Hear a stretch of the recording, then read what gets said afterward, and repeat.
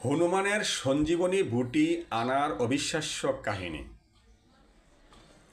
রাবণের পুত্র মেঘনাদ এবং শক্তিশাল নামের মহাশ্রেয় লক্ষণ গুরুতরভাবে আহত হয়ে অচেতন হয়ে যান।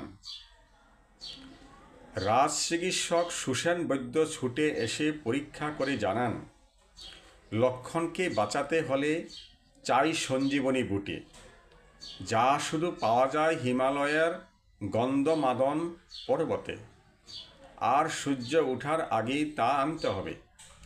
এগিয়ে এলেন হনুমান রামের দিকে, তাকিয়ে শুধু একটাই কথা বললেন, প্রভু, লক্ষণকে আমি ফিরিয়ে আনব বলে মুহূর্তেই আকাশে উড়াল দিলেন।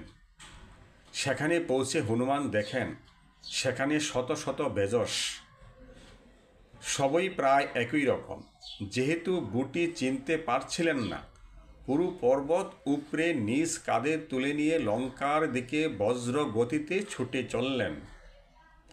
সুসেন বৈদ্য দ্রুত সঞ্জীবনী শনাক্ত করে তার নির্যাস লক্ষণকে সেবন করালেন। এই ঘটনায় প্রমাণ হলো, শুধু শক্তি নয়, ভক্তি, বুদ্ধি ও সময়জ্ঞান, এই তিনই হনুমানের প্রকৃত মহিমা।